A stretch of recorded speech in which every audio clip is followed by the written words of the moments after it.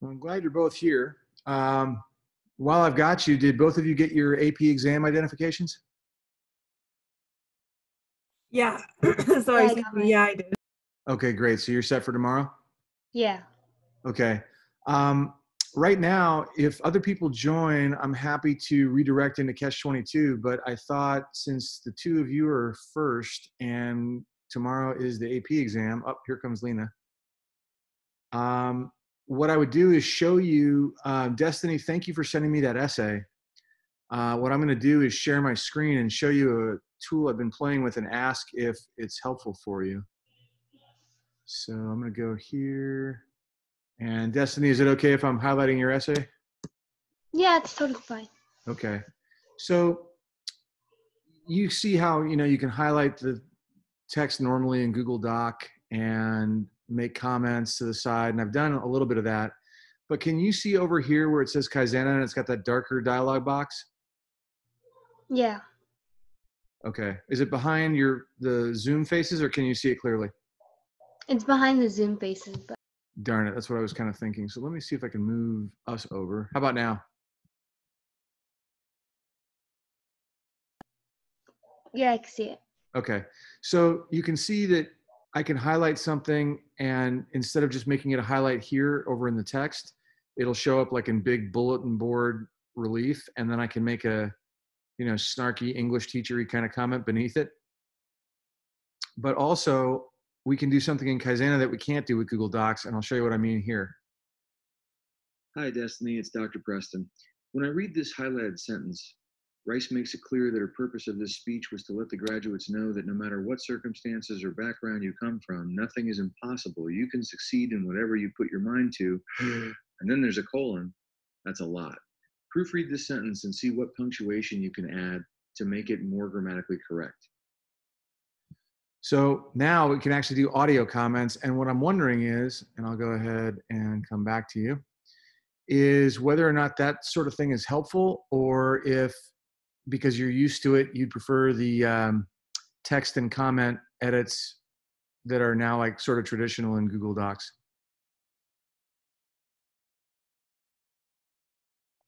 I feel like the audio is more helpful because it's more like has more information, I guess, and you can actually hear like what the person's trying to say instead of just reading a comment that's typed out. Okay.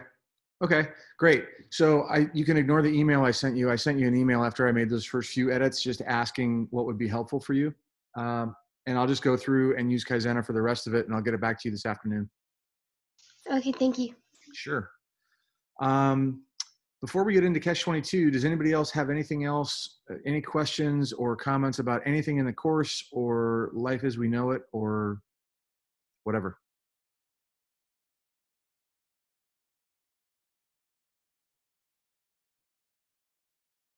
All right. Lena, I haven't heard your voice yet. How are you today?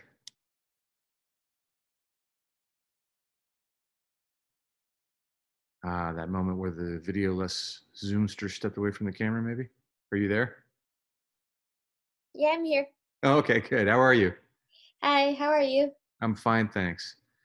Okay, so are we ready to jump back into Catch 22? Yep. Okay. I'm going to do that. And as a reminder, if anybody has any stuff, I know the AP exam is tomorrow for some of you, but in general, if anybody has any final project or book stuff for me, I'm available all the time. So go ahead and email me any questions or text that you want me to read. And with that, let's jump back into Catch 22. And I'm going to find my Zoom frame and share my screen again, maybe if I can find it. There we go.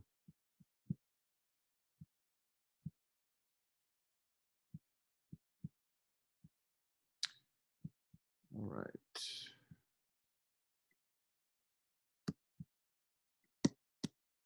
It's funny, I didn't realize I could move the faces on us around so much. So when I do this, is it in front of the text for you? We can't see it on your end. Like anyone can like move their own, like wherever the Zoom faces are. Gotcha. Okay. So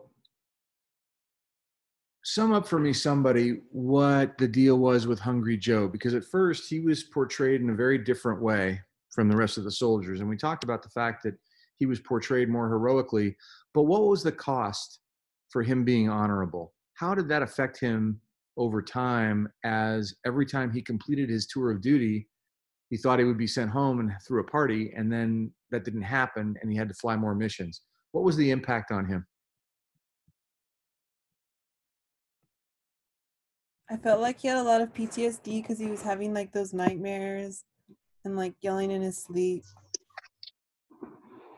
Yeah. So at first he was sort of like, you know, good natured about it. In fact, he was a pretty happy guy, it seemed like. And then over time he got angry, and then he really went nuts. And now he's like screaming out in his sleep every night and being crazy. So the first 7 sections have each been titled with the name of a character, and section 7 is no exception. The title is McWatt. So victims or volunteers, who wants to start us off reading today?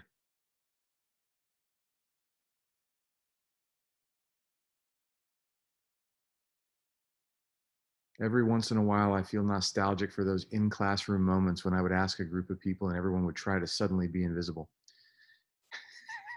Anybody want to volunteer? All right, fantastic. Lena, would you please start us off? Dang it. Okay. Where are we? Where it says ordinarily, I'll highlight it for you. Well, Start. ordinarily, your Syrian's pilot was Mikwat, who, shaving in loud red, clean pajamas outside his tent each morning, was one of the odd, ironic, incomprehensible Good. things surrounding your Syrian. Mikwat was the craziest combat man of all, probably. Because he was perfectly sane and still did not mind the war, he was still short-legged, wide-shouldered, smiling young soul who whistled bouncy show tunes continuously and turned over cards with sharp snaps when he dealt with blackjack or poker until Hungry Joe disintegrated into quaking despair, finally, beneath the cumulative impact, and began ranting at him to stop snapping the cards. Great start, Lena. I'm going to pause you for a moment, because the way that Joseph Heller writes, some of the dialogue is really crisp and short. Like, I'm going up here and highlighting this sentence. We'd probably shoot you. That doesn't take a whole lot of thought. It's really simple. But then you get the sentences like this one, and the first one you read was kind of a doozy. In fact, that whole paragraph was only 3 sentences long. This is all one sentence. And in those kind of sentences, punctuation really starts to matter. First of all, it's a way for us to catch our breath if we're reading it out loud. But part of that means every single time we see a comma, or in some cases a semicolon or a colon, it gives us the sense that one idea is ending, or at least pausing, and another thought is coming in. So think about how that use of commas impacts this first sentence. Did you remember, Lena, when you got kind of hung up on this one, loud, clean, red pajamas? Yeah, that was confusing me. Yeah. So if we follow the commas, it helps a lot. It might sound something like this. Ordinarily, Yossarian's pilot was McWatt, who, shaving in loud, red, clean pajamas outside his tent each morning, was one of the odd, ironic, incomprehensible things surrounding Yossarian. Just by slowing down a little bit, and I mean, you know me, I speak fast and I read fast, but just by slowing down a little bit and letting those commas do their job, it actually made the meaning of the sentence. Well, let me ask you, did it make the meaning of the sentence a little clearer? Yeah, it did. Yeah. Okay. So I'm actually going to give you a little permission here and encourage you for the next couple paragraphs that you read to go a little bit slower and see if you can follow that punctuation. Go for it. Okay. Starting with the cursing that I know you don't like to do, so you can soften it however you want. You son of a banana. You only did it because it hurts me. Hungry Joe, would yell fiercely as Eucerin held him back soothingly Good. with one hand. That's the only reason he does it. Because he likes to hear me scream, "You goddamn son of a banana." McWatt wrinkled his face, freckled his nose apologetically, and bowed not to snap the cards anymore, but always forgot. Now, here's where your mind is so strong that I have to ask you a question. Can you tell me where in this first sentence you saw the word face?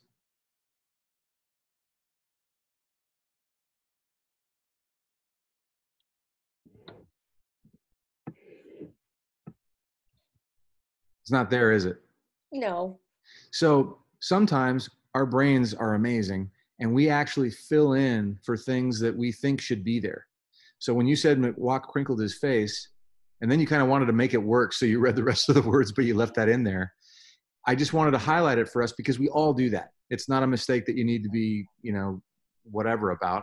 It's something that we all do. But then we're kind of not giving the author enough credit because we need to make sure that we're honoring the words on the page. So keep going with that next sentence and I'll take you off the hook at the end of the paragraph. Okay. McWatt wore fleecely? Fleecy, like a fleece. Oh, okay. Bedroom slippers with his red pajamas and slept between freshly pressed colored bedsheets, like the one Milo had retrieved half for him from the grinning thief with the sweet tooth in exchange for none of the pitted dates Milo had borrowed from Eucerian. McWatt was deeply impressed with Milo, who, to the amusement of Corporal Snark, his mess sergeant, was already buying eggs for the 7 cents apiece and selling them for 5 cents. But McWatt was never impressed with Milo, as Milo had never been with the letter Eucerian had obtained with his liver from Doc Danica. Right. What's this? Milo had cried out in alarm when he came upon the enormous corrugated carton filled with packages of dried fruit and cans of fruit juices and desserts that 2 of the Italian laborers, Major de Coverley, had had kidnapped for his kitchen, were about to carry off to Eucerian's tent. "This is Captain Eucerian, sir," said Corporal Snark with a superior smirk. Corporal Snark, what a name. Can you just think about how much fun the author might have had naming these characters and thinking about his own private images of what they might be like? Corporal Snark was an intellectual snob who felt he was 20 years ahead of his time and did not enjoy cooking down to the masses. He has a letter from Dr. Nika entitling him to all the fruit and fruit juices he wants. "What's this?" cried out Eucerian, as Milo went white and began to sway. "This is Lieutenant Milo Minderbinder, sir," said Corporal Snark with a derisive wink. "One of our new pilots. He became mess officer while you were in the hospital this last time." "What's this?" cried out McWatt late in the afternoon, as Milo handed him half his bedsheet. "It's half of the bedsheet that was stolen from your tent this morning," Milo explained with nervous self-satisfaction, his rusty mustache twitching rapidly. "I'll bet you didn't even know it was stolen." "Why should anyone want to steal half a bedsheet?" Eucerian asked. Milo grew flustered. "You don't understand," he protested. And Eucerian did also not understand why Milo needed so desperately to invest in the letter from Dr. Nika, which came right to the point. "Give Eucerian all the dried fruit and fruit juices he wants," Dr. Nika had written. "He says he has a liver condition." A letter like this, Milo mumbled despondently, could ruin any mess officer in the world. Milo had come to Eucerian's tent just to read the letter again, following his carton of lost provisions across the squadron like a mourner. "I have to give you as much as you ask for. Why, the letter doesn't even say you have to eat it all yourself." "And it's a good thing it doesn't," Eucerian told him, "because I never eat any of it. I have a liver condition." "Oh yes, I forgot," said Milo in a voice lowered deferentially. "Is it bad?" "Just bad enough," Eucerian answered cheerfully. "I see," said Milo. "What does that mean?" "It means that it couldn't be better." "I don't think I understand." "Without being worse. Now do you see?" "Yes, now I see, but I still don't think I understand." "Well, don't let it trouble you. Let it trouble me. You see, I don't really have a liver condition. I've just got the symptoms. I have a Garnett-Fleischhacker syndrome. I see, said Milo. And what is a Garnett-Fleischhacker syndrome? A liver condition. What do you make of this? Why do you think Yossarian's answering in this way? What's the author's tone here, and what does it all mean?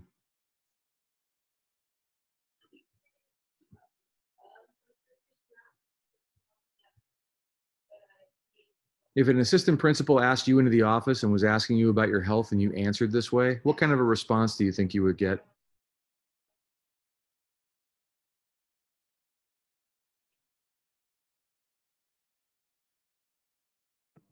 Wouldn't they just be like upset or like annoyed because like he's saying like, oh, I don't have a liver condition.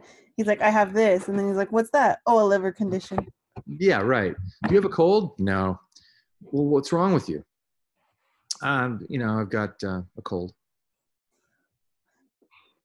So basically, Yossarian is just having fun with people and working the system to his own advantage. He doesn't even eat the fruit and vegetables that he gets. He could sell them or do whatever. And this guy starts to say, I see, said Milo, and began massaging his black eyebrows together wearily with an expression of interior pain, as though waiting for some stinging discomfort he was experiencing to go away. In that case, he continued finally, I suppose you do have to be very careful about what you eat, don't you? Very careful indeed, Yossarian told him. A good Garnett-Fleischhacker syndrome isn't easy to come by, and I don't want to ruin mine. That's why I never eat any fruit. The fruit that was in the letter that he could have because he had this thing in the first place. So everything is its opposite for comedic effect. So he's saying, I have this syndrome. Now, if someone tells you that they have a syndrome, do they want to keep it or do they want to get rid of it? Get rid of it. Yeah, a syndrome is not a good thing to have. Yossarian, on the other hand, because he likes to maintain the illusion that he's sick and therefore cannot fly, says, I don't want to ruin this thing because it's working for me. Now I do see, said Milo. Fruit is bad for your liver? No, fruit is good for my liver. That's why I never eat any. Then what do you do with it? Demanded Milo, plodding along doggedly through his mounting confusion to fling out the question burning on his lips. Do you sell it? I give it away. To who? Cried Milo, in a voice cracking with dismay. To anyone who wants it, Yossarian shouted back. Milo let out a long, melancholy wail and staggered back, beads of perspiration popping out suddenly all over his ashen face. He tugged on his unfortunate mustache absently, his whole body trembling. I give a great deal of it to Dunbar, Yossarian went on. Dunbar? Milo echoed numbly. Yes, Dunbar can eat all the fruit he wants, and it won't do him a damn bit of good. All right, Destiny, how about you chime in? Right there. Okay. I just leave the carton right out there in the open for anyone who wants any to come and help himself. Airfi? Is that how you say it? Arfie. Arfi. That's fun.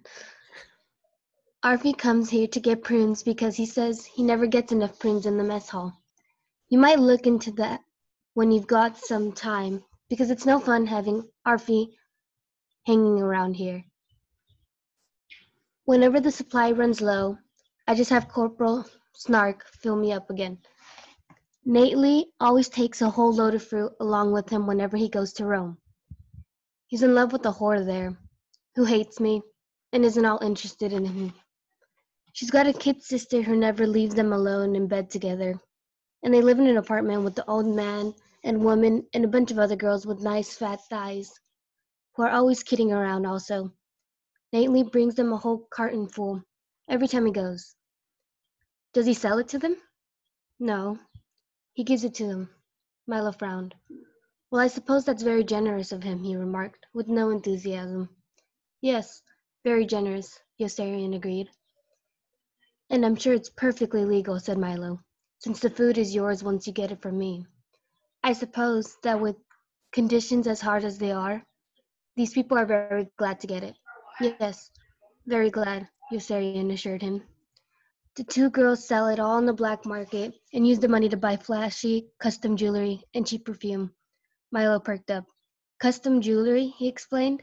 I didn't know that. How much are they paying them for cheap perfume? The old man uses his share to buy raw whiskey and dirty pictures. He's a leecher. A lecher. A lecher. A lecher is somebody who pursues sexual things that we would think of as not exactly moral. That's a rough definition. A lecher? You'd be surprised. Is there much of a market in Rome for dirty pictures, Milo asked. You'd be surprised. Take Arfie, for instance. Knowing him, you'd never suspect, would you? That he's a lecher? No, that he's a navigator. You know Captain Aardvark? Yep. Don't you? He's that nice guy who came up to you your first day in the squadron and said, Aardvark's my name, and navigation's my game. He wore a pipe in his face and probably asked you what college you went to. Do you know him? Milo was paying no attention. Let me be your partner, he blurted out, imploringly. Okay. Imploringly. Yeah, it's a tongue twister, that one. Imploringly. Imploringly. That's Thanks, funny. Destiny. I'm going to pause you there and ask this question. So Milo has been so frustrated by this conversation, but he keeps asking these questions. And at one point, his face was like, oh, he's doing this. But now he blurts out, and imploringly means like, if I implore you, it means I ask you urgently to honor my request. Why do you think he wants to be Yossarian's partner?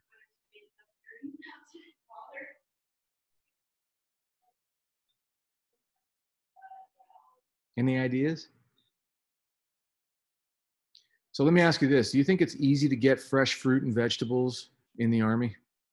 Or the Air Force, I mean? No. No. So Yossarian has like a golden ticket. He's got a letter that says, give this guy as much fruit and vegetables as he wants. He even gets so much that he gives Nately a bunch to take with him to give as gifts to people who aren't even in the military. Why do you think that would be an advantage to have something that everybody wants and be given as much as you can handle, and even so much that you give it away?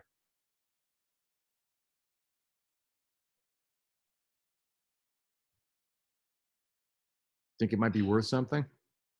Yeah, I'd probably raise his status. Raise his status, but you could also sell it. And Milo, as we're going to find out pretty quick again, is something of a businessman. Yossarian turned him down, even though he had no doubt that the truckloads of fruit would be theirs to dispose of any way they saw fit, once Yossarian had requisitioned them from the mess hall with Dr. Nika's letter. Milo was crestfallen, but from that moment on, he trusted Yossarian with every secret but one, reasoning shrewdly that anyone who would not steal from the country he loved would not steal from anybody.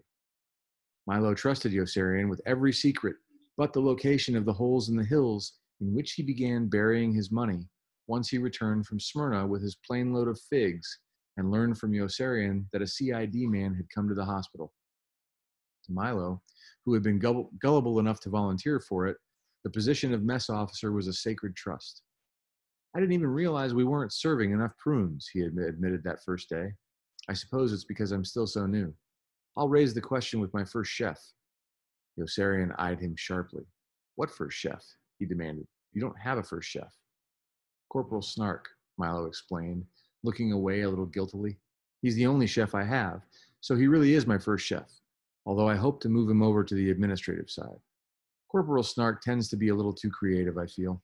He thinks being a mess sergeant is some sort of art form and is always complaining about having to prostitute his talents. Nobody is asking him to do any such thing.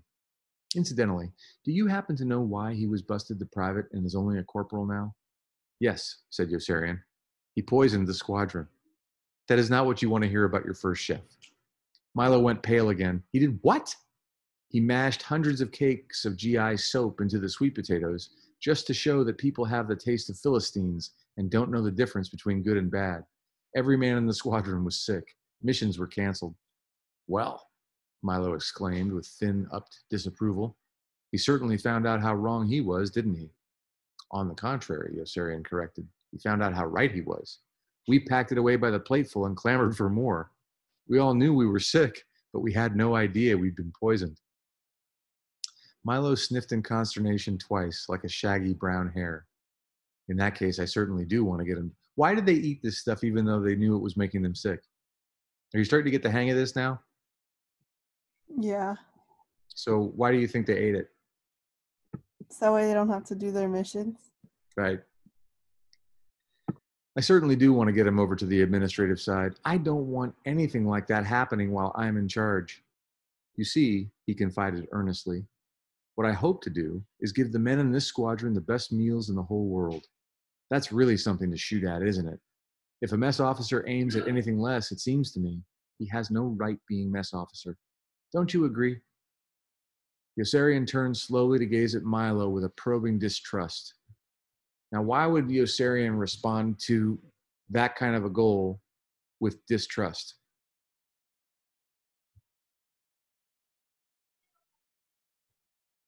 Milo's trying hard to do something excellent. What's Yossarian's problem? Oh, he doesn't want that. No, he can't stand the military, doesn't like the war, and doesn't want to hear about anything trying to do anything that hard. So far, they've been on the same page, but now it's kind of like, yeah, I don't think so. We're going to leave off on that. I know that our AP friends have quite a 24 hours in front of them, and I wish you all the best of luck. I won't see you before then unless you email me and say, Dr. Preston, I need to see you, in which case you will. Does anybody have any questions before we break for the day?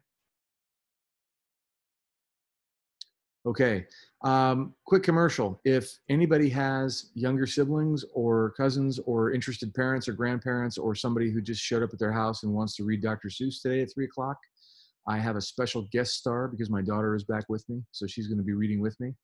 3 o'clock today on Zoom. The invitation is on the course blog. And if you have any questions or need anything between now and tomorrow, you know where to find me. Anything before we break?